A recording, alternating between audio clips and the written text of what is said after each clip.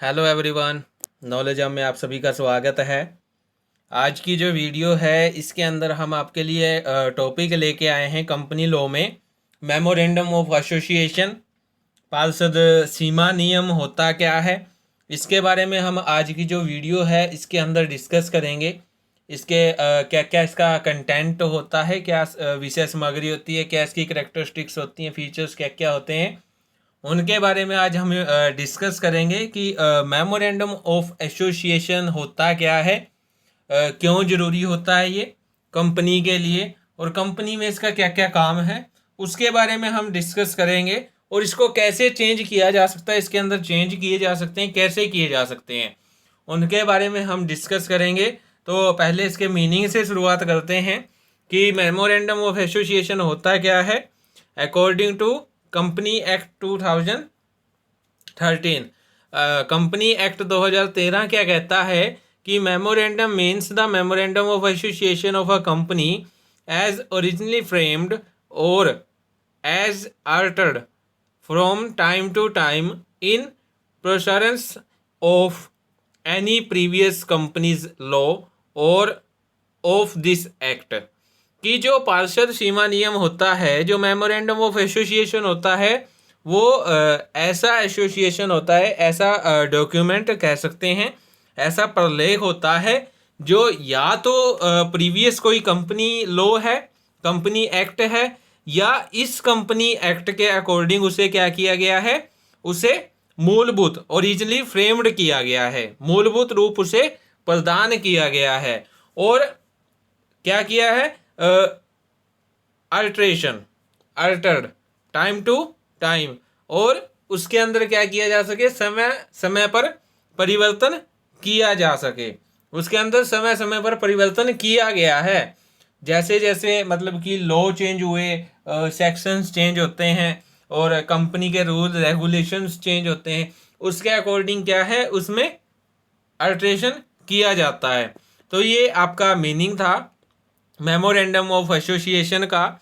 अब उसके बाद इसके कुछ फीचर्स आते हैं, कुछ करैक्टरिस्टिक्स आते हैं। फर्स्ट आता है मेक कंपलसरी, बनाना अनिवार्य है। कि जो आपका मेमोरेंडम ऑफ एसोसिएशन होता है वो हर एक कंपनी के लिए बनाना जरूरी होता है। ये बनाना हर एक कंपनी के लिए कंपलसरी होता है। बिना मेमोरेंडम ऑफ एसोसिएशन के कंपनी को रजिस्टर्ड नहीं किया जा सकता। उसके बाद सेकंड पॉइंट आता है फंडामेंटल डॉक्यूमेंट, आधारभूत प्रलेख।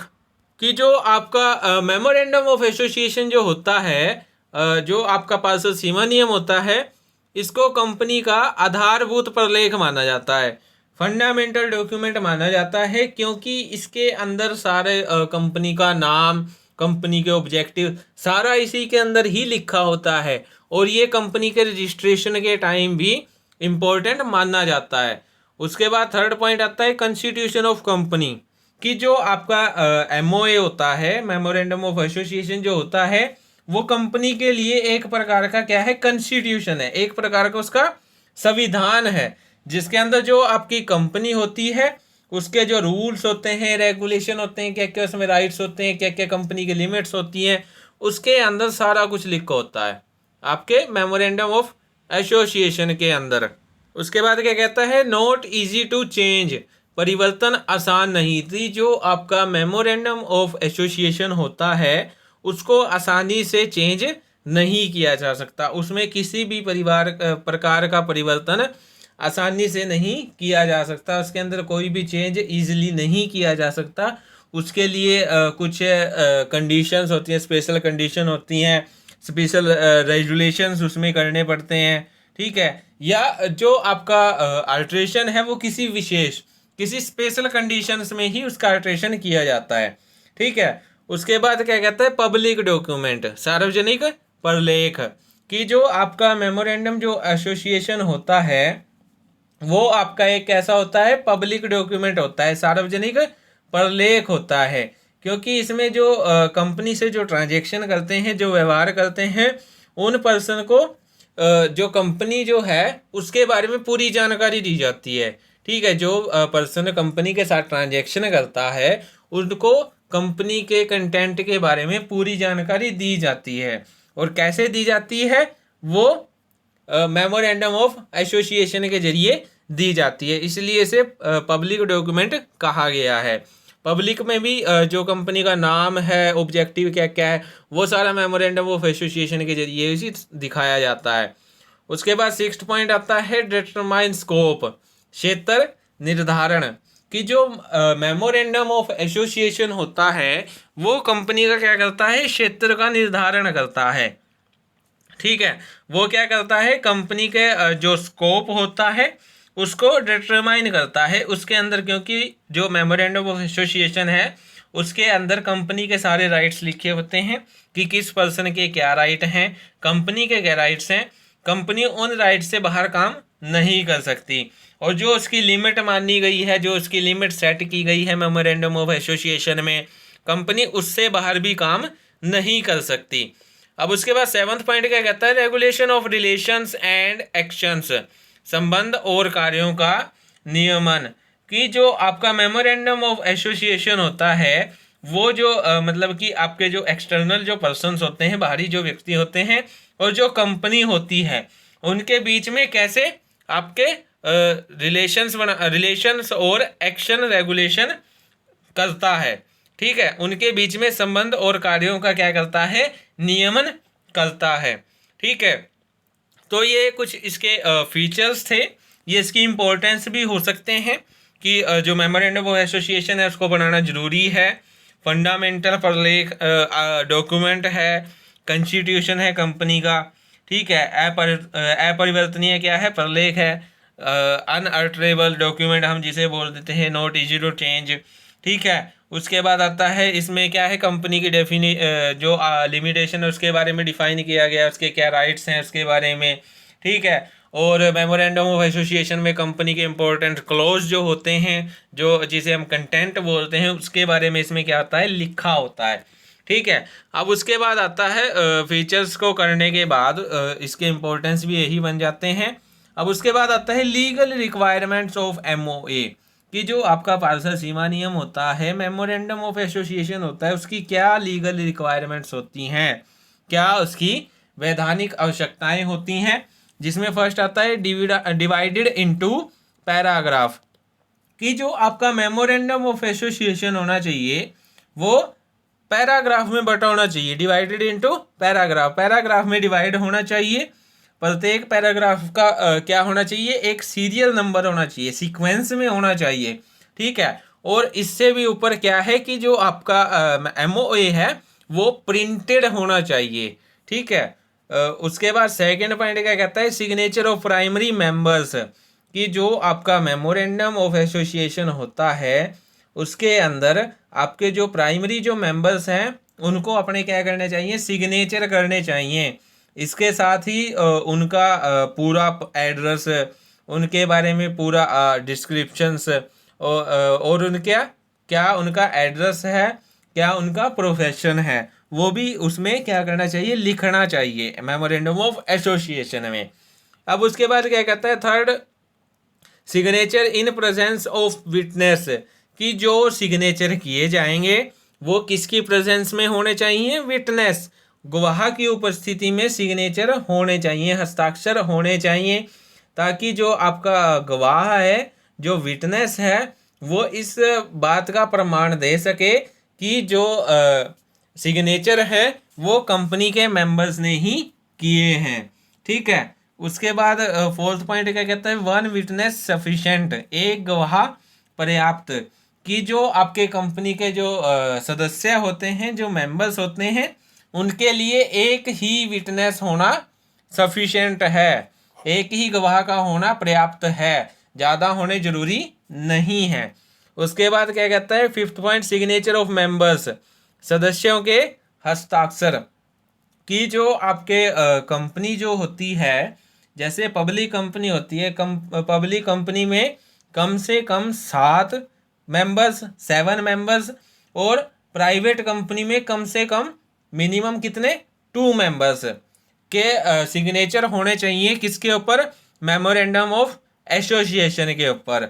उसके बाद 6th पॉइंट क्या कहता है, यूज ऑफ डेट स्टैंप, तिथि मोहर का प्रयोग, कि जब जिस टाइम सिग्नेचर होते हैं उस टाइम यदि ज़रूरी है, यदि नेसेसरी है, तो जो आपकी स्टैंप डेट होती है उसका यूज भी किया जा सकता है, उसको भी प्रयोग किया जा सकता है। ठीक है। उसके बाद आता है स्टैंप ड्यूटी। स्टैंप ड्यूटी क्या होती है? ड्यूटी जिस टाइम स्टैंप लगती है उस टाइम ड्यूटी दी जाती है, और वो ड्यूटी भी देनी ज़रूरी होती है। एमओए में एमओए के साथ स्टैंप ड्यूटी लगती है और वो भी पे करनी ज़रूरी होती है। ठीक है। तो ये थी आपके लीगल रिक्वायरमेंट्स, कुछ वैधानिक आवश्यकताएं मेमोरेंडम ऑफ एसोसिएशन की। अब उसके बाद आता है content. This is a most important part of MOA. Memorandum of association का सबसे महत्वपूर्ण भाग जो है वो है आपका कंटेंट, विषय सामग्री की। मेमोरेंडम ऑफ एसोसिएशन की विषय सामग्री क्या होती है? फर्स्ट आता है नेम क्लोज। नेम क्लोज क्या कहता है कि कंपनी का नाम क्या होना चाहिए। इस क्लोज के अंदर कंपनी के नाम के बारे में डिस्कस किया जाता है। उसके नाम को देखा जाता है कि जिस नाम से कंपनी को रजिस्टर करवाना है या करवाया जा चुका है, ठीक है, उसको देखता है कि वो जो नाम है, जो नेम है, वो किसी और कंपनी का तो नहीं है। ठीक है। और जो मतलब कि नेम का जो चुनाव किया गया है, जो सिलेक्शन किया गया है, वो फ्री कंसेंट से किया गया है या किसी दबाव में आके किया गया है। ठीक है। तो जो आपके मेंबर्स होते हैं, जो प्रमोटर्स होते हैं, वो अपनी इच्छा से कोई भी नाम रख सकते हैं कंपनी का। ठीक है। लेकिन इसके लिए कुछ रेस्ट्रिक्शन दिए गए हैं, कुछ लीगल रेस्ट्रिक्शंस हैं, कुछ वैधानिक प्रतिबंध हैं जिनको ध्यान रखना जरूरी है। फर्स्ट आता है must not be undesirable in the opinion of the capital central government. केंद्रीय सरकार की दृष्टि से अनुचित या अवांछनीय न होना। कि जो आपका नेम है कंपनी का, वो सेंट्रल गवर्नमेंट के जो ओपिनियन है, ठीक है, उसके अनडिजायरेबल नहीं होना चाहिए। जो आपका केंद्रीय सरकार है उसकी दृष्टि में क्या होना चाहिए? आपका नाम सही होना चाहिए। वो नोट भी अनडिजायरेबल नहीं होना चाहिए। उसके अपोनियन के जो उसका ओपिनियन है उसके अपोजिट नहीं होना चाहिए। उसके बाद बी पॉइंट क्या कहता है? It must be not be prohibited under emblems and name act. कि जो आपका नेम है कंपनी का, वो act, emblem and name act 1950 के अकॉर्डिंग गलत नहीं होना चाहिए, उसके अकॉर्डिंग निषिद्ध नहीं होना चाहिए, प्रोहिबिटेड नहीं होना चाहिए। उसके बाद सी पॉइंट क्या कहता है? Use of the word limited and private limited. कि जो आपका एमओए कहता है वो ये कहता है कि जो कंपनी है, चाहे वो पब्लिक कंपनी है चाहे वो प्राइवेट कंपनी है, उसको अपने नाम के साथ लिमिटेड शब्द का प्रयोग करना जरूरी है, आवश्यक है, नेसेसरी है, कंपलसरी है। ठीक है। जो पब्लिक कंपनी है वो लिमिटेड वर्ड का यूज़ कर सकती है, और जो प्राइवेट कंपनी होती है वो प्राइवेट लिमिटेड का वर्ड का यूज़ कर सकती है, और ये वर्ड का यूज़ करना कंपलसरी है हर एक कंपनी के लिए। ठीक है।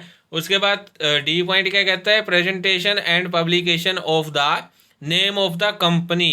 कंपनी के नाम का प्रदर्शन व प्रकाशन। कि जो आपकी कंपनी जो होती है, यदि उसका नाम रखा गया है तो उसको उसका पब्लिकेशन करना भी क्या है? जरूरी है, नेसेसरी है। उसको प्रेजेंट करना भी क्या है? जरूरी है। तो ये आपका नेम क्लोज था मेमोरेंडम ऑफ एसोसिएशन का। अब उसके बाद आता है सिचुएशन और रजिस्टर्ड ऑफिस क्लोज, स्थान अथवा पंजीकृत कार्यालय वाक्य। अब ये क्लोज क्या कहता है कि जो कंपनी का जो कार्यालय है, जो उसका रजिस्टर्ड ऑफिस है, वो कहाँ स्थापित किया जाएगा। ठीक है। किस जगह पे स्थापित किया जाएगा, किस स्टेट में स्थापित किया जाएगा। ठीक है। तो ये जो आपका क्लोज है, इसके अंदर जो मेनली जो डिस्कशन की जाती है वो किसके ऊपर की जाती है? रजिस्टर्ड ऑफिस के ऊपर की जाती है कि कंपनी का मुख्य कार्यालय कहाँ होगा, कैसे होगा और किस प्रकार से होगा। ठीक है, क्योंकि रजिस्टर्ड कार्यालय कंपनी का ऐसा प्लेस है जहाँ पे जो कंपनी जो होती है उससे रिलेटेड सारा रिकॉर्ड रखा जाता है। सभी जो इम्पोर्टेंट इन्फॉर्मेशन होती है और जो कंपनी के जो पत्र होते हैं, जो उसके लेटर्स होते हैं, ठीक है, वो सारे कहाँ पे होते हैं? वो रजिस्टर्ड ऑफिस में ही होते हैं कंपनी के। और कंपनी उस अगर उसको कोई इन्फॉर्मेशन चाहिए तो वो रजिस्टर्ड ऑफिस से कभी भी ले सकती है। ठीक है, उसके बाद थर्ड पॉइंट आता है ऑब्जेक्ट क्लोज, उद्देश्य वाक्य। अब ये क्लोज क्या कहता है कि जो आपकी कंपनी है उसका ऑब्जेक्टिव क्या होना चाहिए, उसका उद्देश्य क्या होना चाहिए। ये जो क्लोज होता है इसको मेमोरेंडम ऑफ एसोसिएशन में सबसे इम्पोर्टेंट क्लोज माना जाता है, क्योंकि ऑब्जेक्टिव जो होते हैं उनको पूरा करने के लिए, उनको अचीव करने के लिए ही जो कंपनी है उसको स्थापित किया जाता है, उसको इस्टेब्लिश किया जाता है। और ये जो क्लोज होता है ये कंपनी की जो भी एक्टिविटीज़ होती हैं उनको डिफाइन करता है और उनकी जो लिमिटेशन होती है उनको डिटरमाइन करता है। ठीक है, तो इसके भी कुछ रेस्ट्रिक्शन दिए गए हैं ऑब्जेक्टिव के, कुछ प्रतिबंध इसके भी हैं, जिसमें फर्स्ट क्या कहता है कि जो आपका कंपनी का जो ऑब्जेक्टिव है वो इमोरल नहीं होना चाहिए, अनैतिक नहीं होना चाहिए। उसके बाद सेकंड पॉइंट क्या कहता है? इलीगल, कि जो आपका कंपनी का जो ऑब्जेक्टिव है वो इलीगल नहीं होना चाहिए। ठीक है, उसके बाद थर्ड पॉइंट क्या कहता है? अपोज्ड टू पब्लिक पॉलिसी, कि जो आपकी कंपनी का जो ऑब्जेक्टिव है वो पब्लिक पॉलिसी के अगेंस्ट नहीं होना चाहिए, उसके अपोज्ड नहीं होना चाहिए। ठीक है, तो ये आपका ऑब्जेक्ट क्लोज था, उद्देश्य वाक्य। अब उसके बाद आता है लाइबिलिटी क्लोज, दायित्व वाक्य। अब दायित्व वाक्य क्या कहता है? ये कहता है कि जो आपकी कंपनी है उसके अंदर आपके जो दायित्व है, जो लाइबिलिटी है, वो दो प्रकार से होती हैं। या तो वो लाइबिलिटी लिमिटेड बाय शेयर्स होती हैं या लाइबिलिटी लिमिटेड बाय गारंटी होती हैं। ठीक है, लेकिन जो आपकी लाइबिलिटी होती है वो लिमिटेड ही मानी जाती है इसके अंदर। ठीक है, और इस बात का उल्लेख इसकी मतलब कि जो आपके मेंबर्स हैं उनका जो दायित्व है वो क्या है? लिमिटेड है। उनके जो लाइबिलिटी है वो लिमिटेड है। ये बात उनको जो आपका मेमोरेंडम ऑफ जो एसोसिएशन होता है, जो आपके आर्टिकल्स होते हैं, उसके अंदर क्या करनी पड़ती है? दिखानी पड़ती है। अब उसके बाद आता है आपका कैपिटल क्लोज, पूंजी वाक्य। अब ये क्लोज क्या कहता है कि जो आपकी कैपिटल है, कंपनी की जो कैपिटल है उसको वो उसके बारे में बताया जाता है कि वो आपकी जो कैपिटल है वो कितनी ऑथराइज्ड कैपिटल की आपको ज़रूरत होगी, या फिर जो आपके शेयर्स हैं उनको किस प्रकार से डिवाइड किया जाएगा। ठीक है, प्रत्येक जो आपके पर शेयर वैल्यू क्या होगी, और जो आपके कैपिटल जो है उसको कितने पार्ट्स में डिवाइड किया जाएगा। मेनली तो दो पार्ट्स होते हैं, एक आपका इक्विटी शेयर होता है और दूसरा आपका प्रेफरेंस शेयर होता है। ठीक है, तो इसमें क्या है? इसमें जो आपकी कैपिटल है, जो आपकी ऑथराइज्ड कैपिटल क्या है, पेड अप कैपिटल क्या है, इसके अंदर सारा कुछ ही क्या किया जाता है? डिस्कशन किया जाता है कैपिटल से रिलेटेड। अब उसके बाद लास्ट पॉइंट आता है एसोसिएशन क्लोज, संघ वाक्य।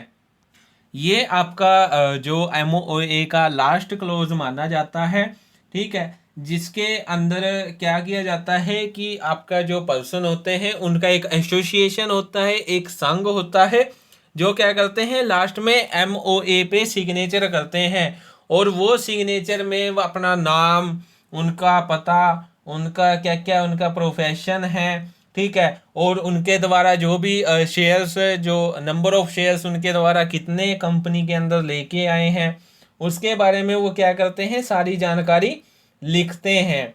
ठीक है। और जैसे कि हमने पहले भी बताया था कि जो आपकी पब्लिक कंपनी है उसके अकॉर्डिंग आपके मिनिमम जो मेंबर्स हैं वो 7 सिग्नेचर करते हैं, और प्राइवेट कंपनी जो है उसके अंदर कम से कम मिनिमम कितने 2 मेंबर्स आपके क्या करते हैं, सिग्नेचर करते हैं। और ये जो सिग्नेचर होते हैं वो आपके विटनेस की प्रेजेंस में होते हैं, हमने ऊपर पढ़ा है। ठीक है। और इसमें किसी भी प्रकार का क्या है वो मिस रिप्रेजेंटेशन का यूज नहीं कर सकते। ठीक है। अगर वो ऐसा करते हैं तो उनका जो मेमोरेंडम जो एसोसिएशन होता है उसको क्या कर दिया जाता है, रिजेक्ट कर दिया जाता है। ठीक है। तो इसके अंदर जो भी सूचना होती है वो सारी क्या होती है, ट्रू बेस पे मानी जाती है। तो ये आपका कंटेंट था MOA का, मेमोरेंडम ऑफ एसोसिएशन का आपका विषय सामग्री थी, जो कि एक बहुत ही इम्पोर्टेंट टॉपिक आता है मेमोरेंडम ऑफ एसोसिएशन के अंदर। अब उसके बाद हमारा जो आज का लास्ट टॉपिक जो आता है वो हमारा आता है अल्ट्रेशन और चेंज इन MOA, कि यदि आपके जो MOA है, मेमोरेंडम ऑफ एसोसिएशन है, उसमें अगर किसी प्रकार का चेंज करना है उसके लिए कुछ रूल्स दिए गए हैं, नीचे कुछ प्रोसीजर दिया गया है, जिसमें फर्स्ट आता है अल्ट्रेशन इन नेम क्लोज, कि जो आपका नेम है, नेम क्लोज जो है कंपनी का जो नाम है उसके अंदर अल्ट्रेशन किस प्रकार से किया जा सकता है। उसके अंदर आपके 2 तरीके नीचे गए हैं। फर्स्ट आता है special resolution and central government permission, कि आपका जो ये क्या कहता है कि अगर जो कंपनी है वो अपने नाम में क्या करना चाहती है, चेंज करना चाहती है। ठीक है। तो उसको क्या करना पड़ेगा, उसको एक तो स्पेशल रेजुलेशन विशेष प्रस्ताव उसको देना पड़ेगा। ठीक है। और उसके बाद जो आपका सेंट्रल गवर्नमेंट है, जो आपकी केंद्रीय सरकार है, उससे क्या है पूर्व लिखित अनुमति लेनी पड़ेगी, उससे उसकी अनुमति उसको लेनी पड़ेगी, उसकी परमिशन उसको क्या करनी पड़ेगी, लेनी पड़ेगी। और सेंट्रल गवर्नमेंट की जो पावर होती है वो रजिस्ट्रार के पास होती है, रजिस्ट्रार को डेलीगेट की होती है। ठीक है। और अगर जो कंपनी है उसको अपने नाम में क्या करना है, परिवर्तन करना है, अल्ट्रेशन उसको नाम में करना है, तो उसको एप्लीकेशन देनी पड़ेगी, रजिस्ट्रार को एप्लीकेशन देनी पड़ेगी, नेसेसरी डॉक्यूमेंट्स देने पड़ेंगे, और आपको रीज़न भी देना पड़ेगा कि कंपनी का नाम चेंज क्यों किया जा रहा है। उसके बाद ही आपको क्या है, जो रजिस्ट्रार है वो क्या देगा, स्वीकृति देगा, वो अपनी आपको परमिशन तभी देगा नाम को चेंज करने की। ठीक है। उसके बाद आता है ratification of omission of name, नाम में भूल का सुधार।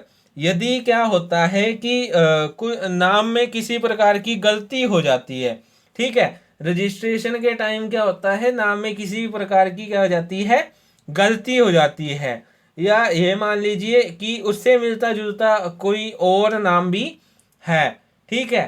तो इस केस में क्या है, इस केस में सिंपल जो आपका जनरल जो रेजुलेशन है उसको पास किया जा सकता है। उसको पास करके जो आपका रजिस्ट्रार होता है उसे रिटर्न परमिशन लेकर आप जो नाम जो है उसमें अल्ट्रेशन कर सकते हैं। उसके बाद आता है सेकंड अल्ट्रेशन आता है इन सिचुएशन, स्थान में परिवर्तन। स्थान में परिवर्तन करने के भी अब आपके पास 3 ऑप्शंस दिए गए हैं, 3 टाइप्स दिए गए हैं, जिसमें फर्स्ट आता है shifting from one place to another place in same city, कि जो आपका शहर है वो सेम है लेकिन उनका जो प्लेस है वो अलग अलग है, एक प्लेस से दूसरे प्लेस पर क्या है लेके जाना है। तो इसके लिए जो आपका बोर्ड ऑफ जो डायरेक्टर्स होते हैं वो क्या करते हैं, एक रेजुलेशन पास करते हैं, और परिवर्तन जो आपका अल्ट्रेशन है उसके 30 दिन के अंदर ही क्या करते हैं, रजिस्ट्रार को नए पते जो आपका न्यू एड्रेस है उसकी इंफॉर्मेशन देते हैं। उसके बाद सेकंड पॉइंट क्या कहता है, shifting from one town to another town the same state, अब यहाँ पे क्या है, स्टेट सेम है, टाउन क्या है, बदलना है। एक टाउन से दूसरे टाउन पे क्या लेके जाना है, ऑफिस को लेके जाना है।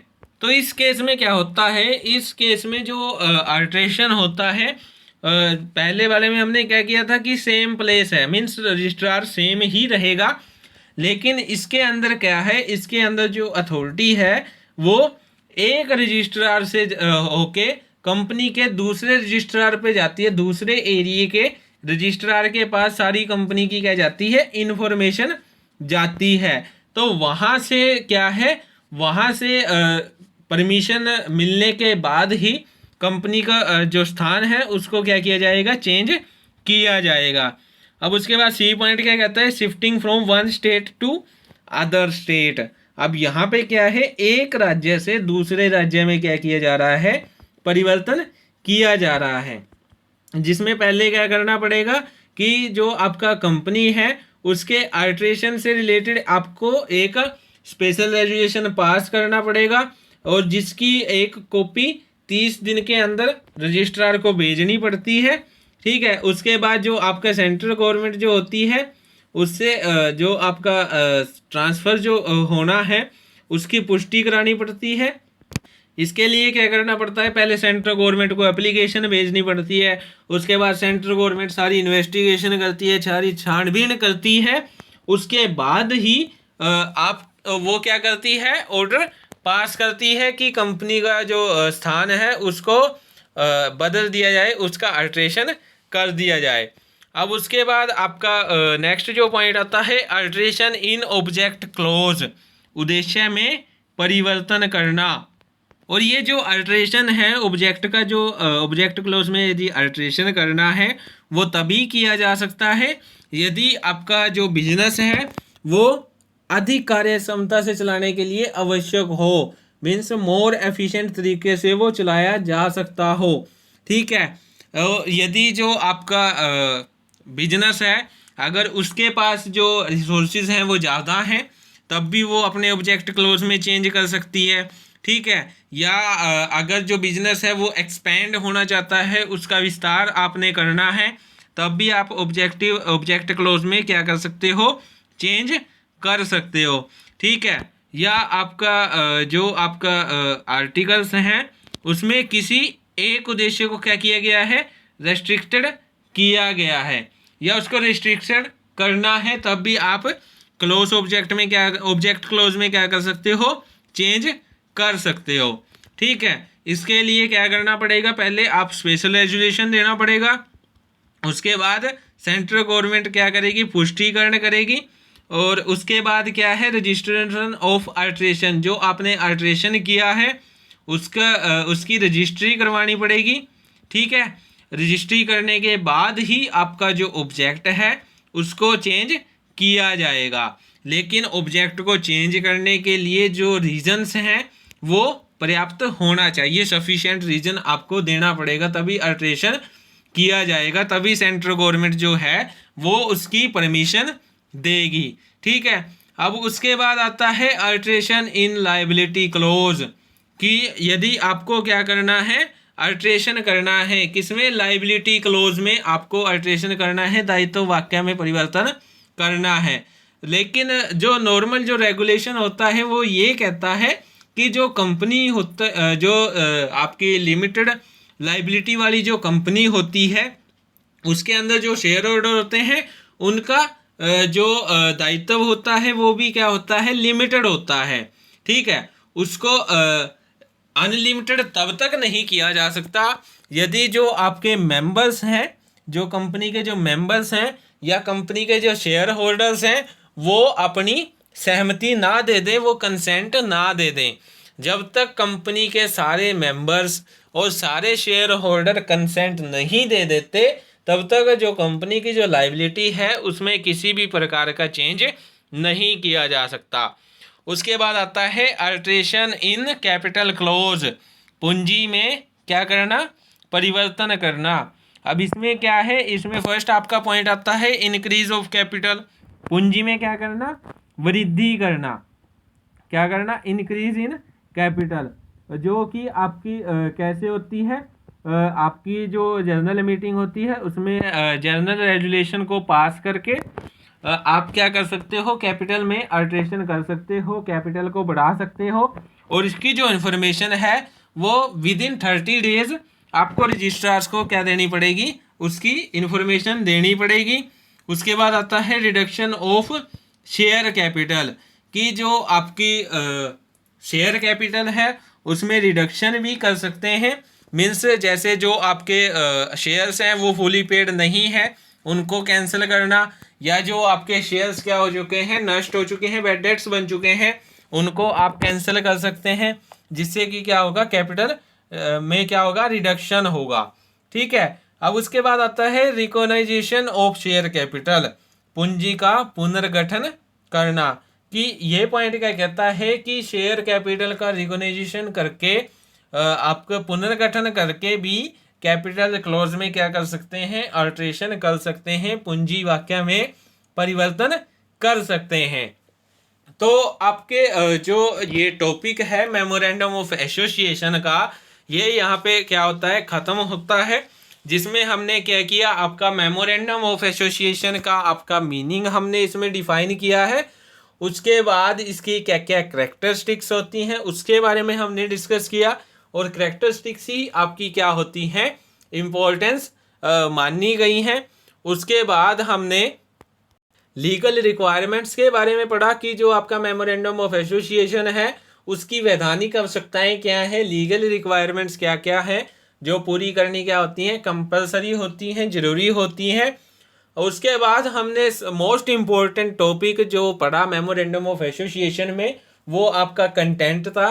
जो आपका मेमोरेंडम जो एसोसिएशन होता है उसका क्या कंटेंट होता है, क्या उसकी विषय सामग्री होती है, कैसे उसे तैयार किया जाता है।